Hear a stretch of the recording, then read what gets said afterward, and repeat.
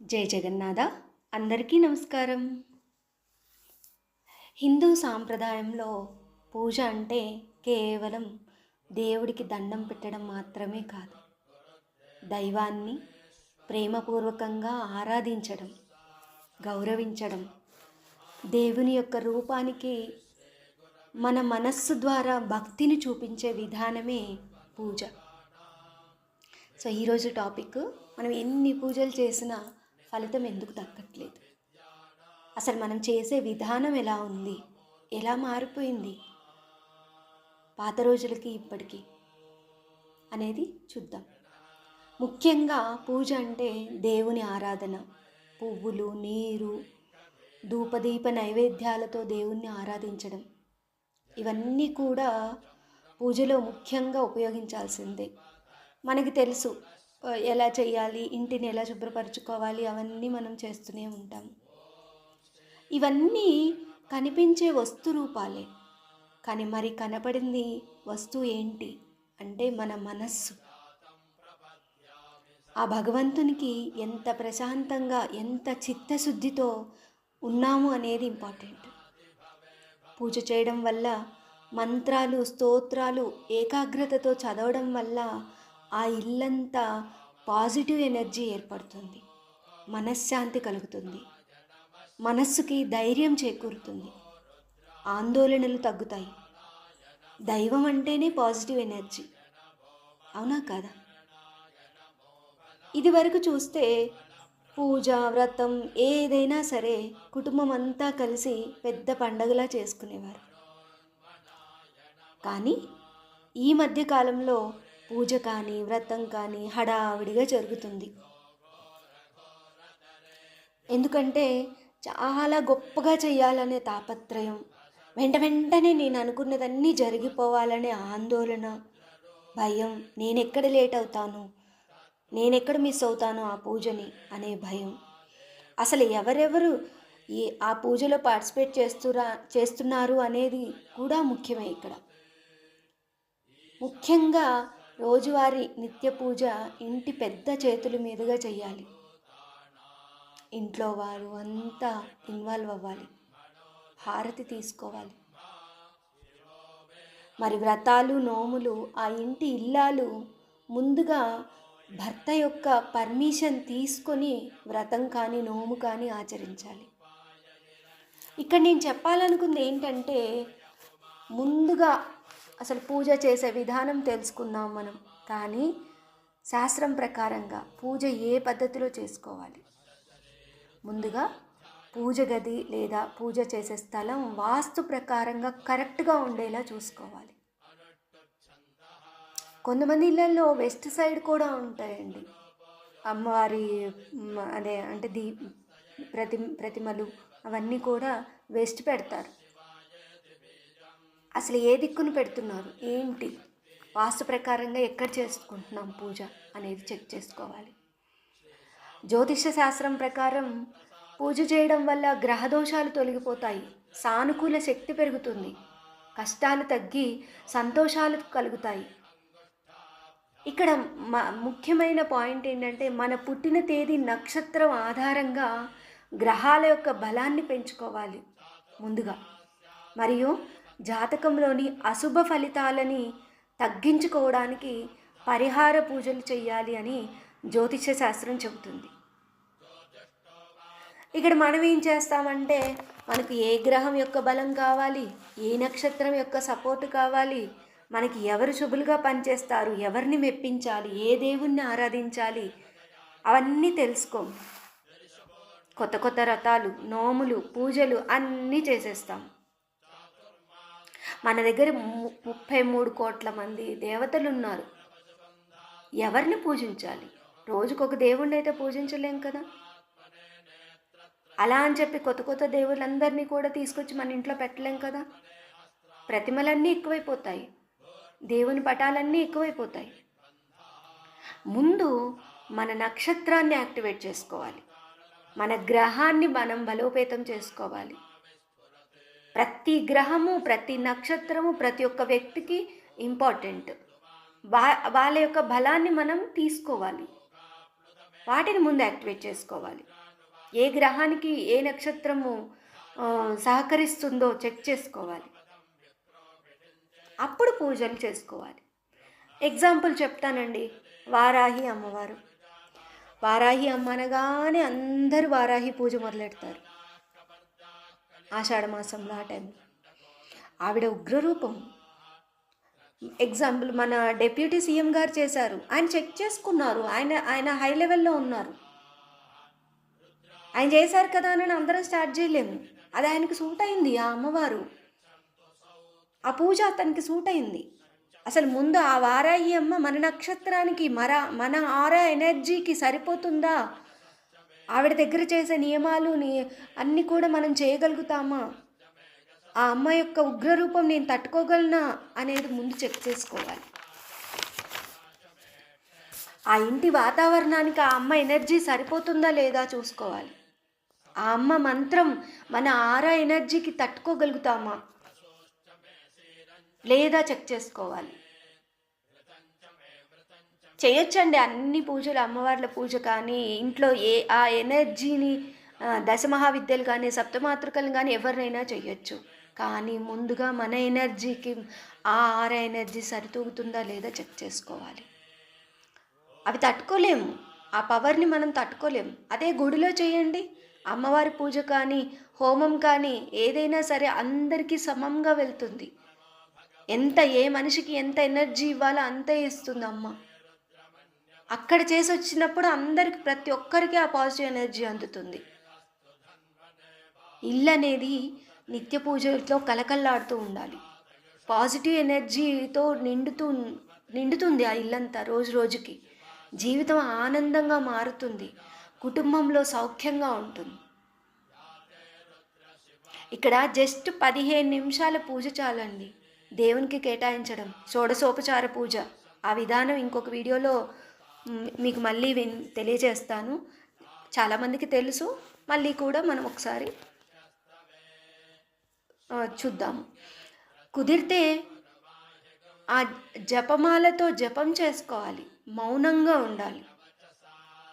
పూజ ఎలా చేయాలో అందరికీ తెలుసు, కానీ ఆ పూజ చేసిన తర్వాత ఫలితం, దైవిక ఆశీర్వాదం తెల్లవారుజామున బ్రహ్మ ముహూర్తం, అలాగే సాయం సంధ్యా సమయంలో మాత్రమే చేయాలి. ఏ టైం పడితే ఆ టైం కాదండి. ఫలితం రావట్లేదు అని అంటే కొన్ని గ్రహాల యొక్క శక్తులు ఆ టైంలో యాక్టివ్గా ఉంటాయి. కొన్ని నక్షత్రాల యొక్క శక్తులు ఆ టైంలో ఎనర్జీని ఇస్తాయి.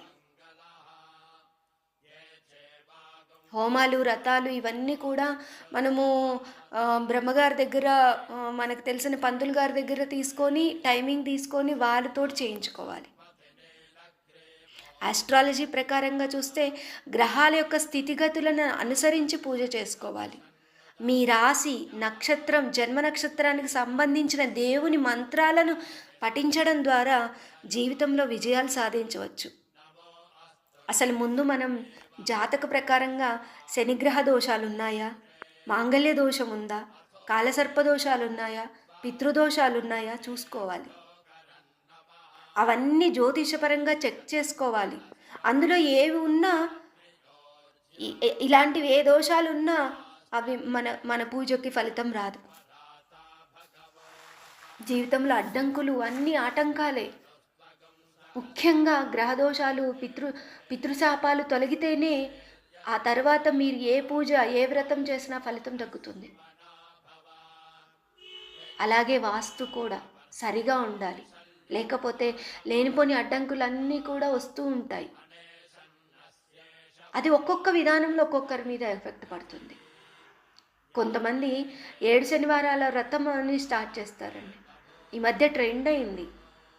ఎవరో ఒక సినీ ఫీల్డ్లో ఉన్న వాళ్ళు చేయడం, టీవీ ఫీల్డ్ వాళ్ళు చేయడం వల్ల వాళ్ళు ట్రెండ్ లాగా సృష్టిస్తున్నారు.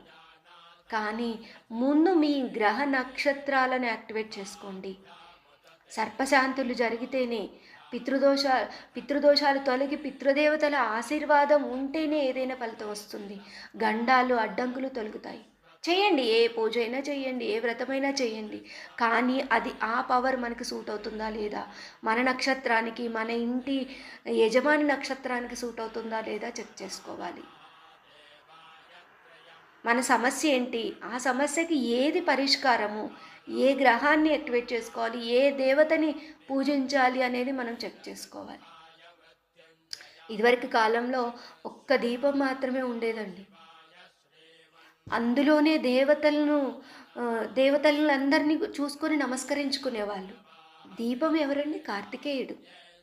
దీపమే కార్తికేయ రూపం. ఇక మనం ఇంట్లో ప్రశాంతమైన దేవతల్ని నిలుపుకోవాలి అంటే మనకి ఎప్పటి నుండో పూర్వీకుల నుండి వస్తున్న ఆచారాలని మానుకోవద్దు.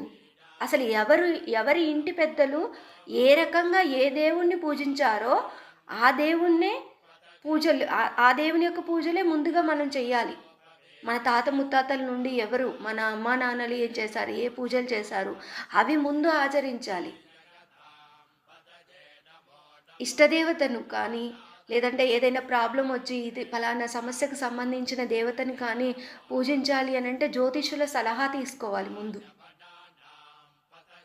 అసలు మనకు ఆ పూజ సెట్ అవుతుందా లేదా, నేను అది చేయగలుగుతానా లేదా, నాకు అడ్డంకులు రాకుండా నాకు గ్రహ బలం అనేది కలుగుతుందా లేదా అనేది చెక్ చేసుకొని స్టార్ట్ చేయాలి. నిత్య పూజలో మనందరికీ తెలిసిన దేవుళ్ళు ఆ శివపార్వతుల కుటుంబము, లక్ష్మీనారాయణల కుటుంబము ఈ ఫోటోలకి పూజ చేయాలి. ప్రత్యేక వ్రత పూజలు విడిగా పెట్టి చేసుకోవాలి. కులదేవత, ఇంటి దేవత, గ్రామ దేవత, ఆ తర్వాత ఇష్టదేవత లేదా మీ నక్షత్రానికి సరిపడే పూజ చేసుకోవాలి. అలా అని గంటలు రోజు అదే పని హోమాలు వ్రతాలు బీభత్సంగా చేయకూడదండి, బెడ్స్ కొడతాయి. గుళ్ళో పూజారులు అయ్యవార్లు వాళ్ళు చేయొచ్చండి, వాళ్ళ డ్యూటీయే అది. జరగాల్సిన విధంగా జరగాలి అన్నీ కూడా. అతిగా చేస్తే ఎదురు దెబ్బలు తగులుతాయి. మనకి ఇక్కడ సర్పశాంతి చేయాల్సింది పోయి మీరు ఇంకొక పూజ చేస్తూ ఉంటే ఇక్కడ ఈ సర్పాలన్నీ కూడా రివర్స్ బెడ్స్ కొడతాయి కదా. ఇక్కడ వీటిని ప్రశాంతత చేసుకొని తర్వాత వాటికి వెళ్ళాలి మనం. ఇక కంటిన్యూస్గా ఉపవాసాలండి, వామ్మో మనిషికి ఏమవుతున్నా పట్టింపు లేదు. యోగులు సన్యాసులు చేసిన విధంగా అసలు నీరు ఆహారం మాని చేస్తారు. ఎలా చెయ్యాలి అనేది మన చాగంటి గారు, గరికపాటి గారు వీళ్ళందరూ చెప్పారండి. అవి ప్రాసెస్ అంటే ఉపవాసాన్ని ఏ విధంగా చెయ్యాలి అనే పద్ధతి ద్వారా మాత్రమే చెయ్యాలి. ముఖ్యంగా ఉపవాసం అనేది ఏకాదశి రోజు మాత్రమే చెయ్యాలి. అలాగే శివరాత్రి రోజు జాగారంతో కూడిన ఉపవాసం. అలా అని చెప్పి మన హెల్త్ ఆరోగ్యం అంతా పాడవుతున్నా కానీ ఎంత ఎఫెక్ట్ చూపించినా కానీ పట్టించుకోకుండా చేస్తే ఇక అంతే. అది కూడా అతే కదా, అతి ఏది చెయ్యొద్దు. వ్రతం చేసిన హోమం చేసిన మనకు తెలిసిన బ్రహ్మగారి చేతుల మీదుగా చేయించుకోవాలి. వీడియో పెట్టుకొని లేదా ఆడియో పెట్టుకొని చేస్తే ఫలితం ఉండదు. బ్రహ్మగారి చేతనే సంకల్పం, పూజ, ఆశీర్వాదం జరిపించుకోవాలి. డబ్బులు ఎక్కువ అవుతాయని సొంతంగా చేసే ఫలితం ఏముండదండి, నిల్లు. ఈ మధ్యకాలంలో అందరు చేసేస్తున్నారు కదా, వీడియో పెట్టేద్దాం చేసేద్దాం, ఆడియో వినుకుంటూ చేద్దాం. ఆ సంకల్పానికి ఫలితం అనేది దక్కదండి. ఖచ్చితంగా బ్రహ్మగారి చేతుల మీదుగానే జరగాలి. పూజలు మనం చేసుకోవచ్చు, కానీ వ్రతాలు హోమాలు ఖచ్చితంగా బ్రాహ్మణుల చేతుల మీదుగానే జరిపించుకోవాలి. మన హిందూ సాంప్రదాయంలో చాలా గుళ్ళు గోపురాలు ఉన్నాయి. ప్రతి ఒక్క గుడికి ఒక ప్రత్యేకత ఉందండి. మనం ఒక కోరిక ఒక సంకల్పంతో పలానా గుడికి వెళ్తే ఒక తీర్థయాత్రలాగా చేయాలండి. ఇప్పుడు పురాతన గుళ్ళకి వెళ్తే ఖచ్చితంగా అక్కడ పూజ చేయించుకోవడము, మన నక్షత్రం మీద మనం దర్శనం చేసుకొని అక్కడ నిద్ర చేయాలి కంపల్సరీగా. ఆ గుడి ఆవరణలో అప్పుడే మనకు ఆ ఎనర్జీస్ అందుతాయి. హోటల్లో పడుకుంటే ఎనర్జీస్ రావండి. ఆ దేవుని కృప మనకు కలగాలంటే ఆవరణలోనే ఉండాలి. అదే మన మన పూర్వీకులందరూ అలాగే చేశారండి. ఒక తీర్థయాత్రలాగా చేసేవాళ్ళు. మన తాతల కాలం అలాగే వెళ్ళేవాళ్ళు. అందుకే గదా! ఎన్ని కష్టాలొచ్చినా నేను ఆ దేవుని దగ్గరికెళ్ళొచ్చాక నాకు ఆ ఫలితం దక్కింది అని చెప్పేవారు. ఆ దేవుడి పేరే మా అబ్బాయికి పెట్టాము. అక్కడికెళ్ళొచ్చిన తర్వాతే మాకు సంతానం కలిగింది అని. అంటే ఆ ప్రదేశాలకు అంత ప్రాముఖ్యత ఉంది. ఆ దేవుని దయ వల్లే ఇప్పుడు మనం దర్శనం చేసుకొనొస్తున్నాము. ఇప్పటికి కూడా మంచి జరుగుతుంది మాకు అనని చాలామంది చెప్పుకునేవాళ్ళు అప్పట్లో. ఎందుకంటే ఆ ఆవరణలో ఉన్న పాజిటివ్ ఎనర్జీస్‌ని మనం తెచ్చుకోవాలి. ఆ దేవుని కృప కలిగి మనకు ఏదో ఒక రూపంలో ఒక దారి దొరుకుతుంది. మన ప్రాబ్లమ్స్ సాల్వ్ అవుతాయి. ఇక ఇంట్లో పూజ, గుడిలో పూజ ఎక్కడికెళ్ళినా ఏం చేసినా ఫోటోసు వెంటనే షో చేయాలండి. స్టేటస్ పెట్టేసేయాలి. సోషల్ మీడియాలో పెట్టేయాలి. ఆర్భాటం చూపిచ్చేసేయాలి. ఎక్కడొస్తుందండి శుభ ఫలితం? దేవునికి పెట్టిన నైవేద్యాలు కూడా ఫోటోస్ తీస్తారు. నో, అట్లా చేయొద్దసలు. దేవుని కంటి చూపు ఆ నైవేద్యాల మీద పడి, అవి మనకి శుభం చేకూరే లోపల వాటన్నిటిని ఇలా సోషల్ మీడియాలో పెట్టడం ద్వారా, అందరికీ స్టేటస్ పెట్టేయడం వల్ల వాటిని నా శుభ ఫలితాన్ని పోగొట్టుకుంటున్నాం. మన ఇంటి దేవుళ్ళ ఫోటోలు, పూజలు, వ్రతాలు సోషల్‌గా ఎవ్వరికీ షేర్ చేయొద్దు. మన ఇంటికి ఎవరైనా వస్తే మనం నచ్చితే వాళ్ళకి మన ఇంటి దేవుళ్ళని పూజ రూమ్‌ని చూపించాలి. అంతేకాని ప్రతి ఒక్కరికి షో చేస్తే ఇంట్లో ఉన్న పాజిటివ్ ఎనర్జీ మొత్తం పోతుంది. మీ ఇంటి పాజిటివ్ ఎనర్జీని మీరు అనుభవించండి. ఆ దేవుని పూజా సంకల్పం ఫలితం మీరు పొందండి. గ్రహదోషం, వాస్తు దోషాలు పోతాయి. జపం చేస్తూ కూడా ఫోటోలు దిగుతారు కొంతమంది. అవన్నీ వేరే ప్రపంచం. అవంతా కూడా వేరే తరీకా. అది మనది కానే కాదు, మన పద్ధతి కానే కాదు. నువ్వు చేసే జపం, వ్రతం అందరికీ చెప్పాల్సిన అవసరం లేదు. సామూహిక వ్రతం చేస్తే అందరూ నీ ఇంటికి వస్తారు, అది శుభమే. కానీ నువ్వు కొద్ది రోజులు నీ సంకల్పం నెరవేరేదాకా నువ్వు చేసే పూజ కానీ ఆ సమాచారాన్ని కూడా ఎవ్వరికీ చెప్పకూడదు. ఏదైనా సరే వ్రతాలు చేస్తారు ఆడపిల్లలు. అవి ఆడవారు వ్రతం చేసినప్పుడు వాటికి తగ్గట్టుగా ఆ నియమాలను పాటిస్తూ చేయాలి. ఈరోజు ఈ దానం చెయ్యాలి, ఇలా 5 ముత్తైదువులకు పెట్టాలి అన్నప్పుడు అదే ప్రాసెస్లో చెయ్యాలి. ఆ రోజు మాత్రమే అవతల వ్యక్తికి తెలియాలి. అంతేకాని ముందే టామ్ టామ్ కష్టపడి శ్రద్ధగా చేసే పూజకు ధైర్యం, ఓర్పు అవసరం. ఆ భగవంతుడు మనల్ని పరీక్షిస్తాడు. స్థిరంగా నమ్మకంతో ఉండాలి. ఈరోజు ఈ దేవుని పూజ, వచ్చే వారం ఇంకో దేవుని పూజ. ఇది అవ్వలేదు నాకు, ఇంకొకటి స్టార్ట్ చేసేద్దాం. ఈ స్వామి అనుగ్రహించే లోపే ఇంకో దేవుడు. నిరంతరం ప్రయత్నం, నమ్మకం, నిరుత్సాహపడకుండా సంకల్పం ఆయనకి చెప్పాక స్వామికి వదిలేయాలి. దైవ నిర్ణయం ఏంటో తెలుసుకోవాలి. అన్ని గ్రహాలు అనుకూలించాలి. శుభకర్మలు చేస్తూ ఉండాలి. ముఖ్యంగా ప్రతి పూజ, వ్రతము, దేవాలయ దర్శనము ఏదైనా సరే ఫలించాలి అంటే దానం కంపల్సరిగా చేయాలండి. సేవాభావంతో ఉండాలి. మనం కొంతమందికి దానం ధర్మాలు చేస్తే ఫోటోలో ఫోజులు పెట్టేసేసి షేర్ చేసేస్తాం. అన్నదానం చేసినా ఏది చేసినా కానీ ఆ షేరింగ్ వద్దండి. గుడి ఆవరణలో చేసేవాళ్ళు వాళ్ళు ఫోటో షేర్ చేసుకోవడం, వాళ్ళ అభివృద్ధి కోసం, ఆలయ అభివృద్ధి కోసం చేసేవి అవి వేరుంటుంది. మనం పర్సనల్గా చేసేది ఏదైనా సరే సేవాభావంతో చేసిన, దానం చేసినా కానీ ఏది కూడా 10 మందికి షో చేయొద్దు. కానీ ప్రతి ఒక్క పూజ ఫలితం ఏంటి అంటే దానం, ధర్మం ద్వారానే, మన సేవా తత్వం ద్వారానే మనకి ఫలితం అనేది దక్కుతుంది. ఎంత ఇస్తే అంత వస్తుంది. ఎంతమందికి నువ్వు సేవ చేస్తే అంతే నీకు సేవ చేయడానికి రిటర్న్ వస్తుంది. కష్టపడాలి ప్రతి ఒక్కదానికి ఫలితం రావడానికి. మనస్సులో అసూయ, ద్వేషం వంటి వాటిని దూరం చేయాలి పూజ చేసేటప్పుడు. మన పూర్వజన్మ కర్మఫలం, ఈ జన్మ పుణ్యాలు అన్నీ లెక్కించబడతాయి. ధర్మ మార్గంలో నీతి నిజాయితీగా ఉంటే ఆ దేవుడి ప్రణాళికలో మనకు అవసరమైన ప్రతిదీ మనకు వస్తుంది. పూజలు ఆపకండి. పూజలు, కర్మ, ఓర్పు ఈ మూడింటి సమ్మేళనమే విజయం. వాస్తవికతను అంగీకరిద్దాం. హిందుత్వాన్ని కాపాడదాం. మీ జన్మజాతక ఫలితాలను తెలుసుకోండి. ముందుగా ఆ నక్షత్ర గ్రహ శాంతులను జరుపుకోండి.